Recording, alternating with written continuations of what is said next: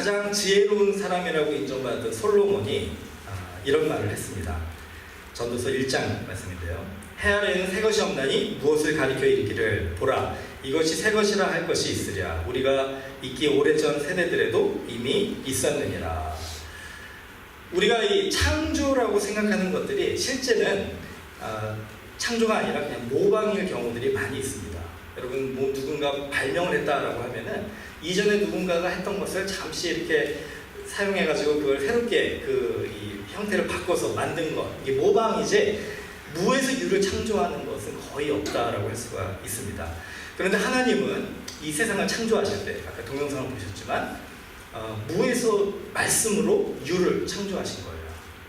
그렇기 때문에 창조의 능력은 정말 위대하고 우리를 감동시키는 부분이 있습니다. 그런데 재밌는 거는 하나님께서 6일 동안 천지를 창조하셨다. 성경에 창세기에 이렇게 기록이 되어 있는데 그 수수께끼 같은 부분이 있습니다. 뭐냐면 그 인간을 창조하시기 이전까지는요 무에서 유를 말씀으로 창조하셨어요. 빛이 있으라 하시니까 빛이 있었고 물이 나눠지라 하니까 물이 나눠졌고 또 새가 있고 또 짐승들이 생기고 땅이 생기고 이렇게 모든 것이 없던 것에서 마치 백지에 우리가 그림을 그리듯이 무에서 말씀으로 유가 창조되는 것이 이 천지창조의 모습이었습니다. 그런데 마지막 인간을 창조하실 때는 그렇게 하지 않으셨다는 거예요. 무에서 말씀으로 인간을 창조하신 게 아니라 인간을 어떻게 만드셨다고요? 흙을 가지고 만드셨다 이렇게 되어 있습니다. 말씀으로 인간아 있을지어다 하시면 인간이 짠 하고 나타날 수 있었었는데 그게 이제 그 모든 인간 전까지 하나님께서 하신 창조의 방법인데 인간만은 유에서 유를 흙에서 인간을 만드셨다는 거예요. 그게 왜 그럴까? 이제 여기에 이 창조의 비밀이 있다라고 할 수가 있습니다. 그 사진을 보면 그 피사체라는 게 있습니다. 사진 그 용어 중에 피사체가 뭐냐면은 사진을 찍을 때 우리가 바라보는 물체를 얘기하는 거예요. 그게 사람이든 자연이든 뭐 움직이는 물건이든. 그래서 그 물건을 우리가 찍기 위해서 사진기를 들고 찍는 거잖아요. 만약에 그 피사체가 없으면 사진은 존재할 수가 없는 거죠. 그게 무엇이든지 간에. 그렇기 때문에 그 사진은 무에서 유를 창조한다라기보다 있는 것을 이 사진의 그 프린트에 새롭게 이렇게 종이에 이 모방하는 것이다라고 할 수가 있습니다. 하나님께서 왜 인간을 무에서 말씀으로 창조하지 않으시고 흙으로 만드셨는가? 인간은 하나님의 형상대로 만들기를 원하셨기 때문에 그런 거예요. 하나님께서 우리의 피사체가 되주셔서 인간을 마치 사진을 찍듯이 하나님의 모습으로 창조하시기 위해서 흙을 가지고 정성스럽게 하나님께서 하나님의 형상처럼 만들어주셨다라는 것입니다. 이건 마치 부모가 이제 자녀를 낳을 때, 아기를 낳을 때 아기는 없던 존재가 새롭게 생긴 거잖아요. 그런데 신기하게도 그 아기가 엄마하고 아빠를 닮게 태어났다는 거죠. 이게 바로 그 인간을 창조하신 하나님의 이 창조의 원리인 것 같아요. 저를 좀 따라해주세요. 우리는 하나님의 형상대로 만들어졌습니다. 하나님의 형상대로 만들어졌습니다. 그 하나님의 형상대로 만들어졌다 이렇게 고백을 하는데 우리 가운데 그러면 하나님의 형상이 어떻게 나타나고 있는가를 생각을 해봐야 되겠죠. 자, 하나님께서 이 세상을 창조하실 때 창세기 1장을 보면은요, 그 하나님의 형상대로 창조된 우리들의 모습 속에 창조 이후에도 나타나는 세 가지의 모습을 가르쳐 주십니다. 자, 그게 뭐냐면 제가 이쪽을 먼저 정리해 드리거든요. 혼돈과 공허와 흑암입니다. 혼돈과 공허 그리고 흑암.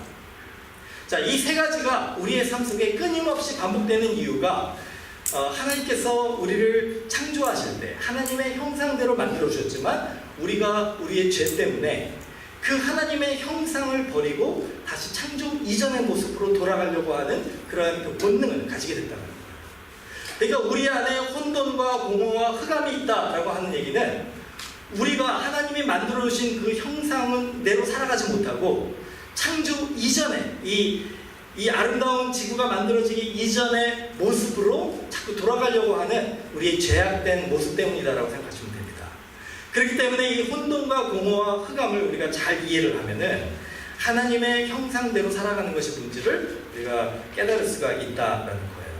자, 그래서 오늘 이 혼돈과 공허와 흑암에 대해서 좀 같이 배우고, 이제 이거를 가지고 우리가 우리의 삶 속에 어떻게 적용하고 배워서 하나님의 형상을 회복할 수 있는가를 같이 한번 보겠습니다. 첫째로, 창조 이전의 모습에는 혼돈이 있었습니다. 자, 이 혼돈이라는 이 단어가 이 히브리 원어로 보면은 어떤 모양이 갖춰지지 않고 정신없이 흐트러져 있는, 그래서 질서가 없고 혼돈이 되는 상황을 이렇게 가리킵니다. 여러분, 이 집에 가셔서 이렇게 방을 보실 때 집이 이렇게 막 빨래 막 물건들이 어지럽게 있을 때 여러분들이 뭐라고 합니까? 집이 참 혼돈스럽다, 이렇게 얘기를 하시는 분 없죠? 하지만 우리 마음은 그런 거예요. 그러니까 원리는 그런 겁니다. 집이 어지럽다라는 게 뭐예요? 있어야 될 곳에 물건들이 있지 않기 때문에 어지럽다, 이렇게 얘기하잖아요. 지저분하다. 예, 그걸 이제 혼돈이다라고 생각하시면 돼요. 그래서 하나님께서 이 세상을 창조하실 때 창조하기 이전의 모습에는 바로 이 혼돈의 모습이 있었다라고 합니다. 혼돈을 우리가 생각할 때 이렇게 개념이 잡혀지지 않으시면 여러분의 어지러운 그런 어수선한 그런 집의 모습을 상상해 보시면 됩니다. 제가 군대에 있었을 때 친구 중에 한 명이 이 자동차 고치는 부서에서 일하는 친구가 있었어요. 근데 그 친구들은 이제 훈련을 하지 않는 시기에는 별로 할 일이 없잖아요. 그러니까 상관들이 뭔가 일을 시켜야 되니까 어떤 일을 시키냐면은 미국의 험비라는 자동차가 있는데 그 험비는 아주 특이하게 만들어졌습니다. 그래서 부품을 이제 험비로 분해를 하잖아요. 그러면은 마치 나사 하나까지 다 분해를 할 수가 있어요. 그 차를. 그런 다음에 그거를 다시 다 조립을 하면은 참 멋진 험비가 만들어지는 겁니다. 그러니까 이제 훈련이 없을 때는 상관들이 험비 차를 파킹장에다가 다 분해해가지고 파트별로 다 이렇게 나누라고 합니다. 그런 다음에 다 그걸 닦고 다시 조립을 하는 거예요. 그러니까 이제 이 친구가 하는 얘기가, 그거를 할 때는 가장 중요한 게 뭐냐면은 내가 분해한 파트를 잘 보관을, 정리를 해가지고 있어야 될 곳에 넣는 것이 중요하다는 거죠. 한번 생각해 보세요. 만약에 그거를 잘 정리해놨는데 어떤 사람이 잘못해가지고 파트들이 다 섞여졌다고 한번 생각해 보십시오. 그러면은 이 정비병이 섞여진 파트를 가지고 완성된 자동차를 만들 수가 있을까요? 예, 불가능하겠죠. 예, 완전히 혼돈된 상황에서 당황하고 어쩔 줄을 몰라하고 막 두려워하고 답답해하겠죠. 화가 난 모습을 가지고 있겠죠. 자, 이게 바로 창조 이전의 혼돈된 모습이다라는 거예요. 그래서 하나님께서 말씀하십니다. 혼돈 속에 이제 질서를 잡아주시는 거예요. 빛이 있으라.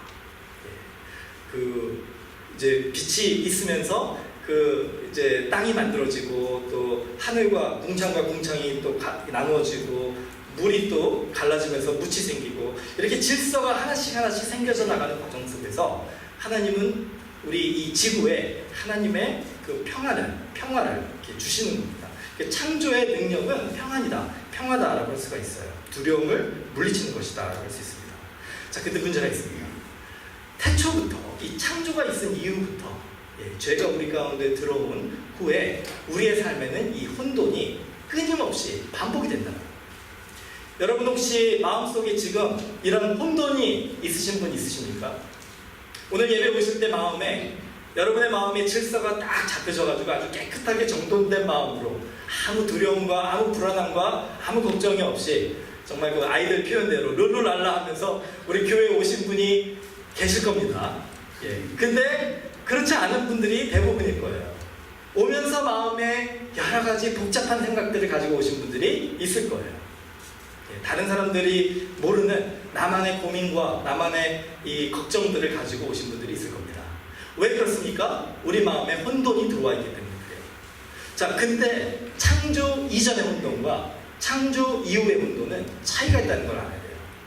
창조 이전의 혼돈은 뭐냐면 대책이 없는 혼돈이에요. 마치 이 정비병이 파트가 다 흩어져가지고 어디에서 뭘 어떻게 시작해야 될지를 아무것도 모르는, 그래서 그냥 결국은 손을 놓고 포기해버리는 그런 혼돈입니다. 근데 창조 이후의 혼돈은 그런 혼돈이 아니라 소망이 있는 혼돈이다라고 할 수가 있습니다. 왜 이게 소망이 있는 혼돈이냐?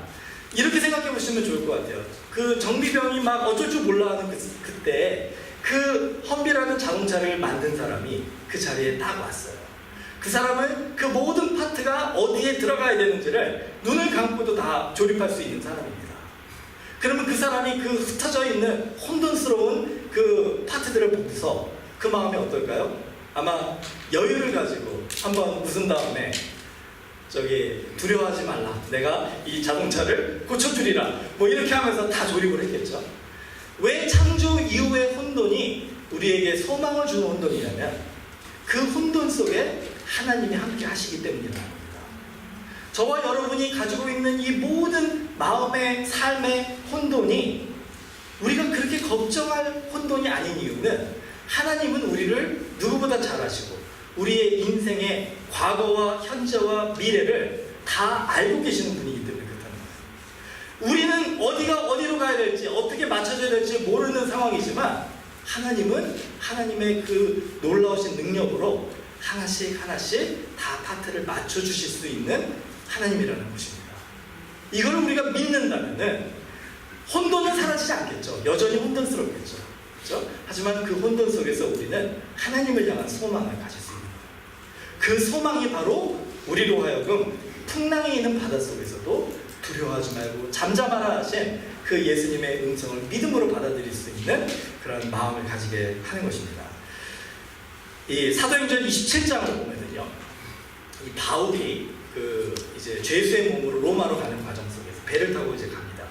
그 배 안에는 선원들이 있었고 로마 병사들이 있었고 죄수들이 있었어요. 그런데 바울의 말을 듣지 않고 이제 풍랑이 올 것이라는 바울의 말을 듣지 않고 무리를 해서 선원들이 배를 타고 가다가 배가 이제 막 정신을 못 차리고 바다에 이리저리 막 휩쓸려 다니는 중입니다. 조금만 있으면 침몰할 것 같아요. 그러니까 선원들이 그 배에 있는 모든 음식들을 다 던지고 배에 있는 짐들을 다 배 밖으로 던져버립니다. 그래서 배를 어떻게든지 구해보려고. 그런데도 그게 되지 않으니까 여전히 배가 막 침몰할 것 같으니까 다 이제 죽었다 막 소리 지르며 막 당황하며 어쩔 줄 몰라 하는 거예요. 자, 그때 이 사도 바울이 27장에 보면은 이렇게 얘기를 합니다. 그러므로 여러분이요 안심하라. 나는 내게 말씀하신 그대로 되리라고 하나님을 믿노라. 저를 좀 따라해주세요. 여러분이요 안심하라. 하나님께서 말씀하신 그대로 되리라. 이게 바로 하나님이 나에게 오늘 주시는 혼돈 속의 소망의 메시지라는 것입니다. 안심하셔도 돼요. 우리 옆에 계신 분들에게 잠깐 건면했으면 좋겠습니다. 안심하셔도 됩니다. 여러분의 걱정이 정말 어떤 걱정이라 할지라도 그 걱정은요 여러분이 아마 죽을 때까지 하고 계실 걱정일 겁니다. 그렇지만 그 걱정 속에서 너무 두려워하지 않으셔도 된다. 너무 많은 눈물을 흘리지 않으셔도 된다는 겁니다. 안심하셔도 되는 거예요.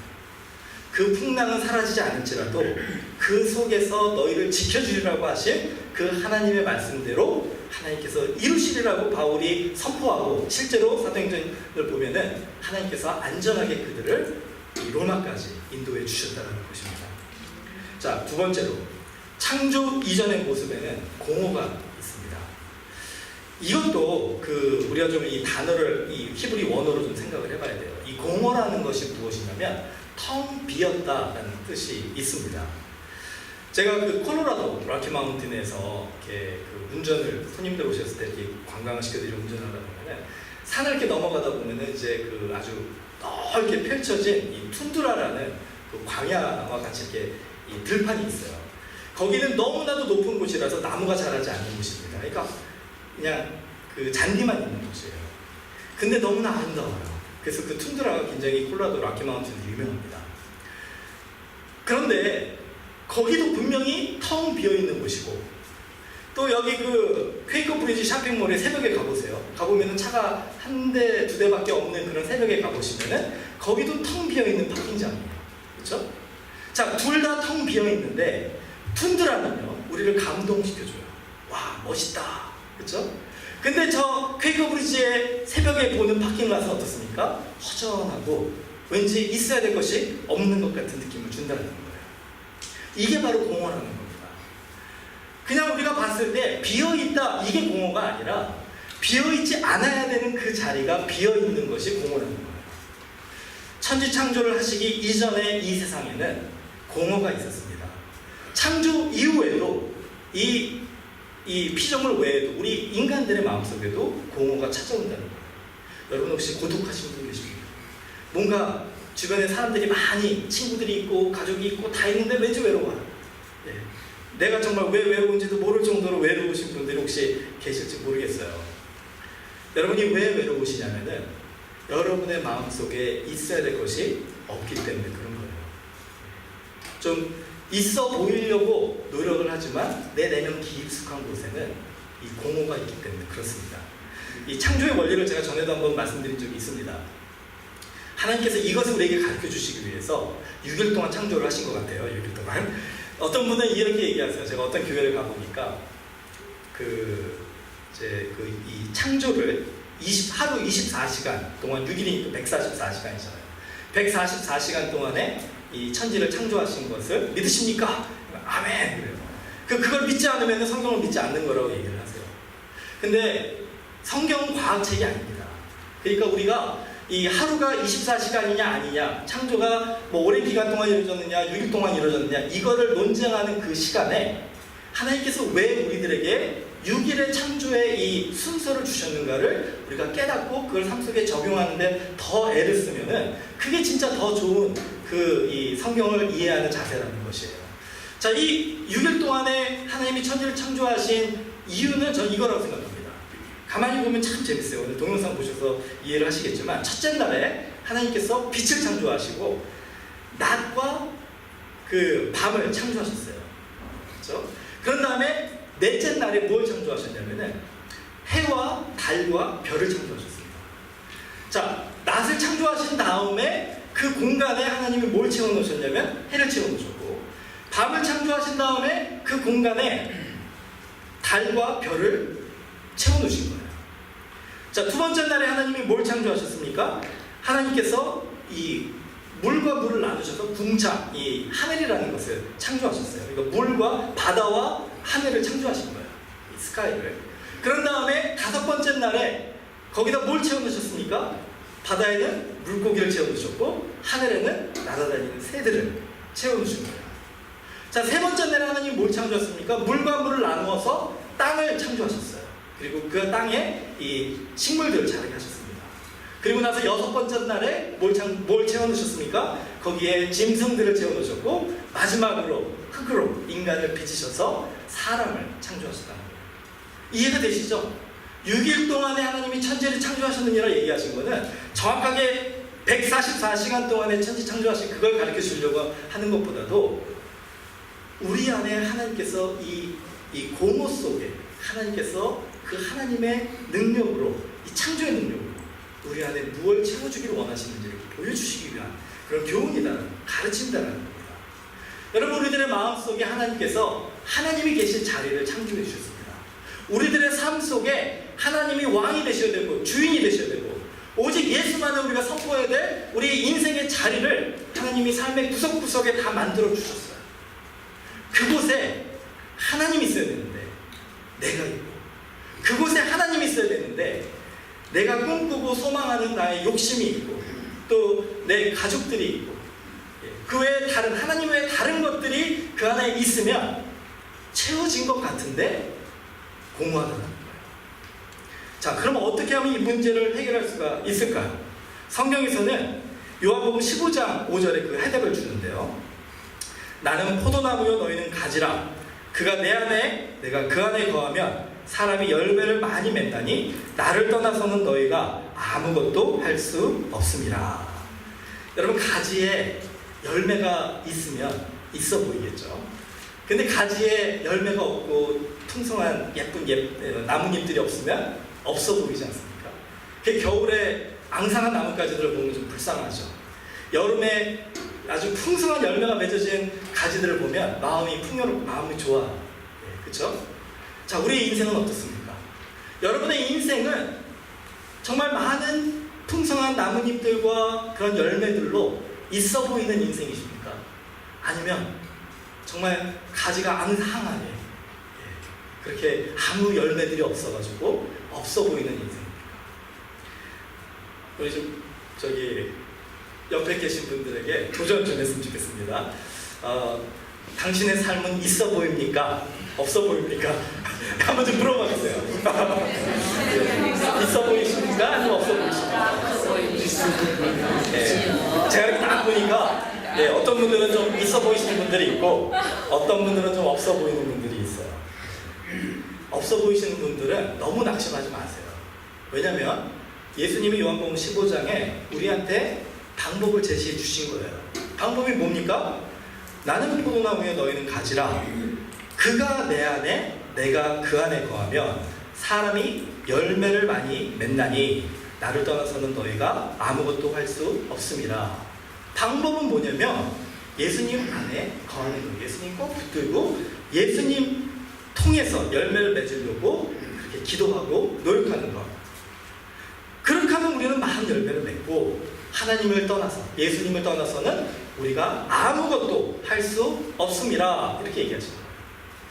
여러분 우리의 삶에 정말 이 공허의 문제, 이 고독의 문제, 이 아무리 노력하고 아무리 열심히 살아도 뒤돌아보면 뭔가 이루어놓은 것이 아무것도 없는 것 같이 허전한 이 문제를 해결하기 위해서는 예수님 안에 거하는 노력을 해야 됩니다. 어떻게 하면 그게 가능하겠습니까? 예수님과의 인격적인 교제가 이루어져야 됩니다. 저는 오늘 이 부흥에 대해서 좀 자주 얘기를 하는데 부흥하는 교회, 부흥하는 성도들은 정말 어린아이 같은 성도와 어린아이와 같은 교회가 부흥한다고 생각합니다.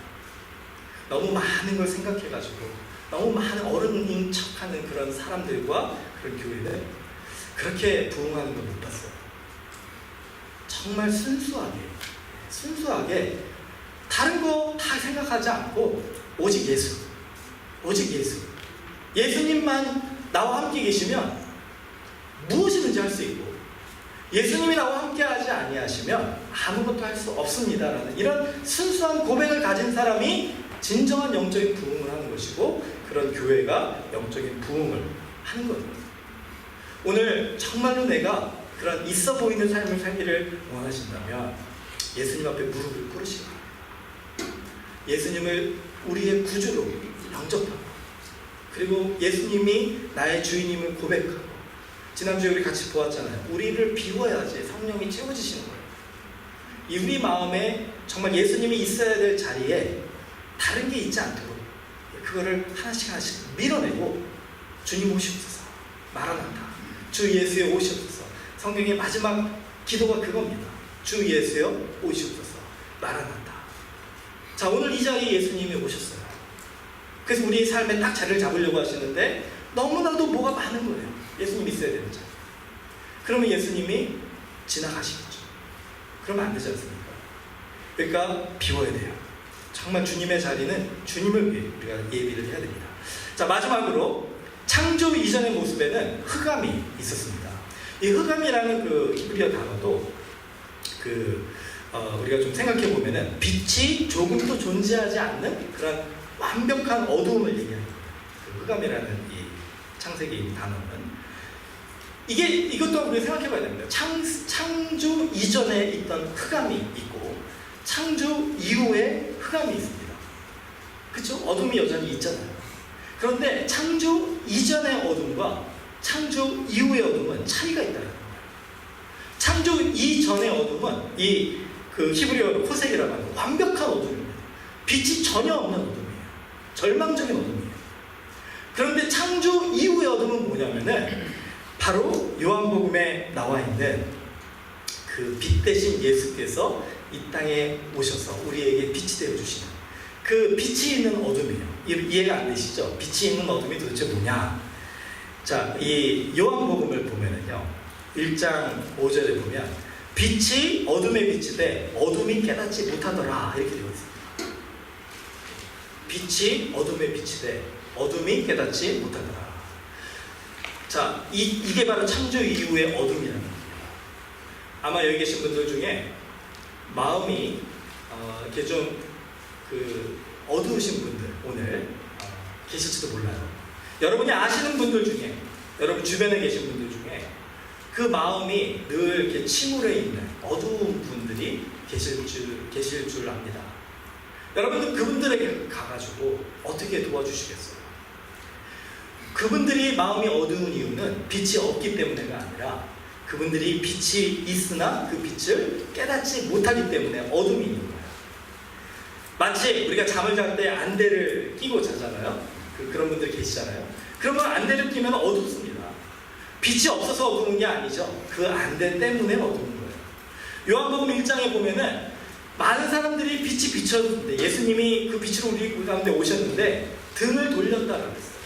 그 빛을 받아들이지도 않고 그 빛을 인정하지도 않고 그 빛을 통해서 그 어둠을 밝히려고 노력도 하지 않는다. 자, 여기 계신 분들 중에도 혹시 예수님이 이미 우리 가운데 빛으로 오셔서 이 창조 이전의 어둠이 아니라 이제 그 밝은 빛으로 우리를 이끌어 주시려고 하시는데 여전히 영적인 안대를 눈에 가리고 그 어둠 속에 살아가고 계시는 분이 계시다면 오늘 우리가 해야 되는 일이 무엇입니까? 주님께로 우리의 얼굴을 돌리는 거예요. 그래서 참 재밌는 게 모세가 하나님이 모세에게 너가 원하는 게 뭐냐? 이렇게 물어봤습니다. 근데 모세가 뭐라고 대답을 했을까요? 물론 이제 솔로몬 이야기는 아시죠? 근데 모세가 대답한 게 뭔지 아세요? 하나님을 보게 해달라고 기도했습니다. 하나님의 영광을 보게 해달라고. 왜 그랬을까요? 모세는 그만큼 하나님을 사모했던 거예요.